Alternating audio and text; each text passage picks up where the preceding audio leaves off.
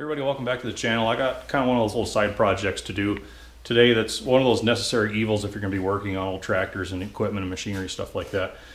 Shop's a mess. I've got stuff tore apart and strung out all over the place, and still working with that axle problem on X231, and I'm just at the point where I need to reorganize and I need to get a better system for holding some of these tractor chassis parts. I'll show you what I got going on. We've got the X231 rear end on this little black cart, X231 tractor transmission on that cart. I got the 445 production rear case on this cart, and these little black carts are handy as all get out, but they're really not rated for much weight. I don't know if you guys have noticed before, but this one has Hostess stenciled on the front of it. That's because these came out of the Hostess Twinkie factory, and yes, they were originally built for carting around boxes and boxes of Twinkies. Honest to God, I'm not BSing you here. I bought these carts at a swap meet from a guy that had cleaned out the old shut down factory. I give like $30 a piece for all these little black carts. I got a few more, and they're just really handy. But while I was thinking about the X231 axle and bowl gear problem, I came to the conclusion that this cart is not going to sustain the 100-pound axle and bowl gear sets that are slated to go in this rear end. So I'm going to have to do something different and get something that's a bit more robust that can start handling the weight of some of these assemblies. And I thought about just modifying this old heavy-duty cart.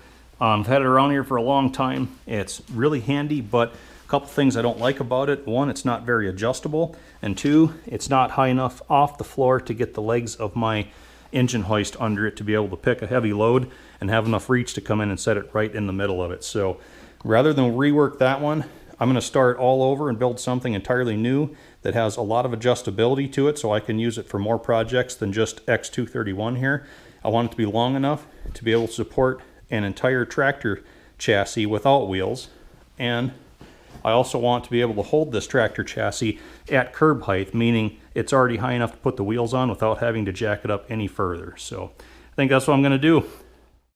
So to begin this project, I'm going to start with repurposing some more old steel. Guys, you know I do it a lot, but it's pretty handy. We got two good chunks of 5-inch C-channel here. I think they used to be like from an old engine skid mount frame. I don't know. Again, it's another swap meet score. What I like about these is they have these other pieces of 5-inch channel with 3-inch wide by 1/4-inch thick flat steel side plates that will fit right down over them. They're slotted, and they'll slide the entire length of the channel. So if I use these two long pieces for my two main frame sides, and I use these other pieces for possibly caster mounts, so this would be the bottom of the stand. I could bolt the caster right here, the wheel would be out here, and I could drill holes anywhere I needed along these channels, put a 1/2-inch bolt here with a channel wedge on the inside, and basically locate my wheel sections anywhere I wanted to along these frames. So I really like this. Gives me a real good head start. So I'll get this put together a little bit, show you what I'm thinking about. So to get this thing to start taking shape, I drilled the sides of my mainframe channels for the 1/2-inch bolts that hold my caster brackets on. I then assembled the casters to the brackets.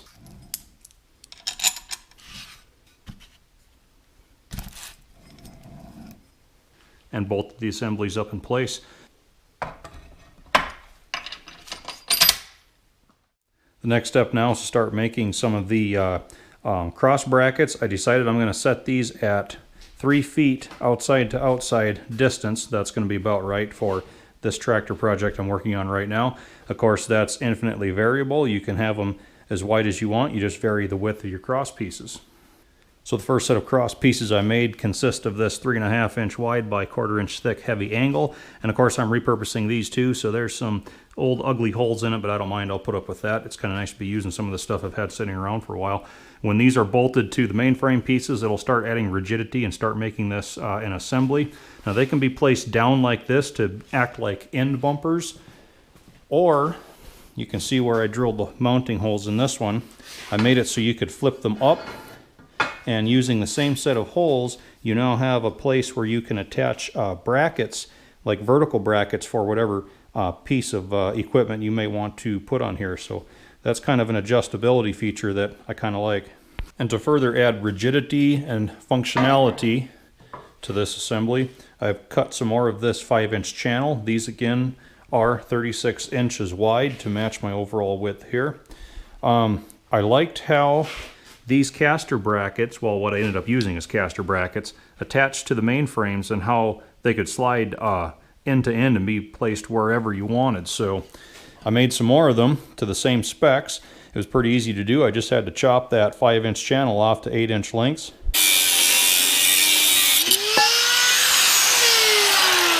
Then drill and slot the 3-inch wide by 1/4-inch thick side pieces.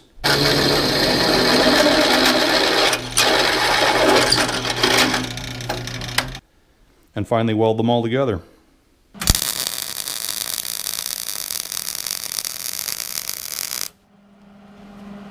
So now these brackets will fit to the tops of the channel that makes up the cross braces, just like the caster brackets fit to the main frame, and they're drilled and slotted the same way. So these mounting brackets can be positioned anywhere side to side on those channels, and these channels can also be positioned anywhere you need them to be on the main frames. Once you get everything set in place, I'll probably just drill the holes, bolt them down, and having these 3 sets of cross channels with adjustable sliding mounting brackets should give me pretty much universal adjustability to place whatever I need to on top of this assembly. So pretty happy with all that. It's kind of a nice modular system. So the next step now is making these 2 housings all fit on top of here. So to begin making the brackets that are going to hold the tractor pieces to the new Dolly, I need to come out here, do a little bit of outdoor shopping. We'll come past the old UD18 parts unit. We're on the back of the old planers here. And I got some brackets here, just a little bit frozen in. They have a large 1-inch threaded nut with a through hole welded on each one of them, so you get a couple of these. Going out to this little shed here.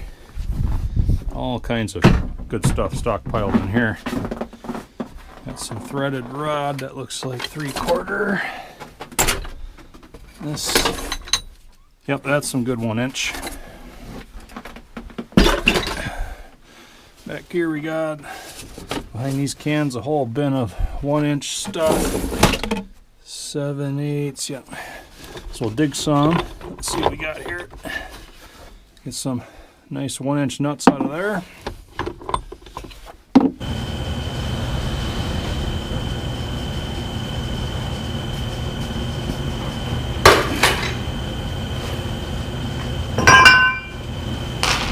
There. We'll let stuff warm up. Start chopping some metal in the meantime.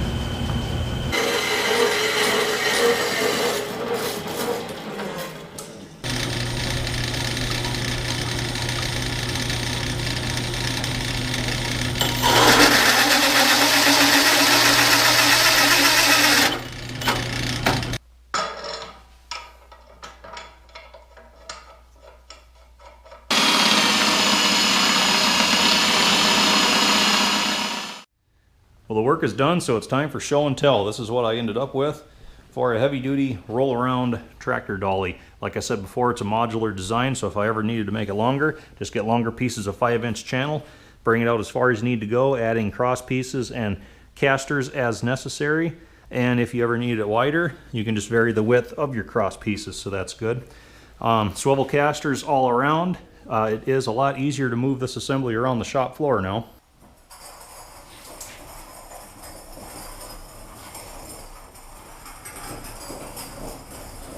All of my repurposed steel fit the bill quite nicely. Awesome swap meet score there, as well as the sliding mount brackets I made also from repurposed steel.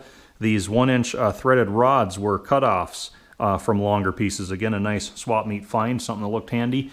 And the angle bracket weld nut plates, again, swap meet finds came in handy. And I chose to leave the angles intact on these rather than cut them off because I can potentially use these for something else down the road.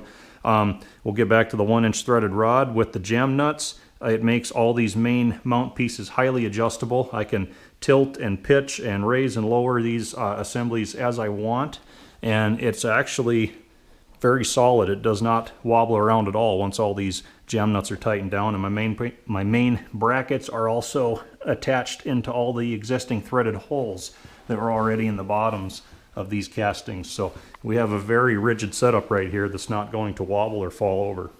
The only bracket on here that's not adjustable is this back one, and I went back and forth on this, but I ended up deciding to utilize these holes that are in the axle tube way out on each end and make it a rigid mount. That's going to add a great deal of stability. I do usually like to attach to the bottom sides of things, but I wanted to stay away from this repaired bottom portion of that case, just to be sure to go a little easier on things. And like I say, I like the stability that these wider attaching points gives me, because I have way too much riding on this, pun intended, to be able to afford to have it fold up and lay over on me. But I do have the 1-inch threaded rods up at the front here, so by loosening some of these bolts slightly, I can still pitch this back end housing up or down at the front. And another thing I want to note with this stand, both of these housings are on plane with one another, meaning that when I get each one of them full of their respective pieces, I can just loosen the cross mounts on this transmission and slide it right into the rear end, hopefully without too much trouble. And even if I do need to make a slight adjustment with those threaded rods, I have everything in place to do so. And another thing, like I said earlier on, I have this currently setting at curb height or very close to that. So when it comes time to put the wheels on, I don't have to do any real jacking or lifting. It's pretty much right there handy just to slide wheels on hubs, bolt them up, and everything's good. So guys, I think I'm calling this project done. I'm gonna wrap it up right here. I had thought about painting that whole dolly, like make it a nice light machinery gray, but then I got to thinking, you know, I'm probably gonna end up priming and painting different pieces of machinery on that anyway, so it's probably gonna end up being shades of Moline Prairie Gold or Caterpillar Yellow or Farmall Red, or ugly primer green, ugly primer red, ugly primer gray. So really, what's the point? It doesn't really pay to make it look nice right now if it's just going to be all shades of colors eventually anyhow. So, and another thing I like about that, I pretty much put it together from mostly all existing parts and pieces that I already had here. Lots of swap meet finds. Those casters that I used, I picked those up like 5 years ago. They were on sale. I did have to buy some new 5/8, 3/4, and 1/2 inch bolts. Kind of some miscellaneous hardware stuff, but really that's pretty minor considering, you know, I really didn't have to do much of a shopping trip to get this put together. It just took a little bit of time. So guys, as always, thanks for watching. Like, subscribe, comment below.